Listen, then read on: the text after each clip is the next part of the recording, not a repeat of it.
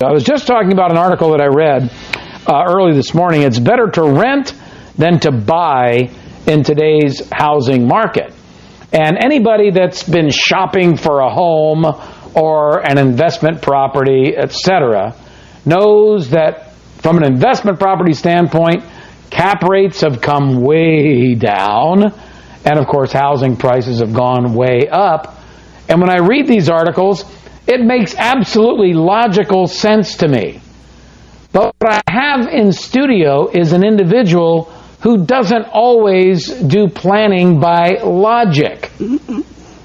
Because many times, Lynn Rowe, it's logical to buy term and invest the difference. It's logical to own no insurance because I'll never die. Right. I mean, you've been through this for so many years. Yes. On the subject of buying a home, there's a lot of emotional value that families get in the home that they purchase. And I harken back to a time in my life when I couldn't afford to get the little house with the picket fence on the prairie with the acreage and all that stuff. I mean, it was a real stretch. Yeah.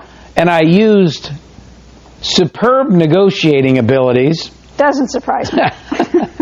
And the luck of the Sicilian.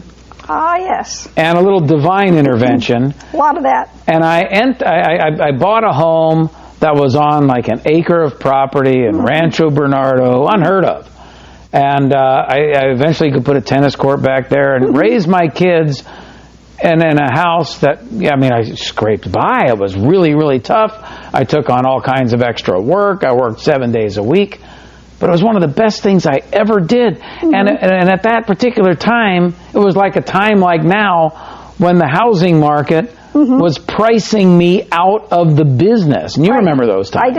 I do. So can you talk about that from a financial planner's perspective? Well, Ray, you and I might not agree on all of this. I mean, for years I heard it was heresy to suggest that somebody not buy a house.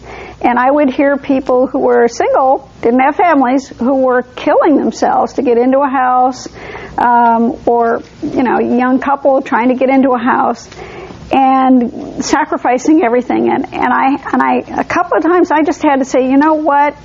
Don't let somebody else's medicine cabinet become your list of medicines to take. I'm sorry. For many people, renting does suit them. It fits their possible relocating in the future. It fits the need to not have some giant sucking sound coming from their wallet all the time, which is called a home.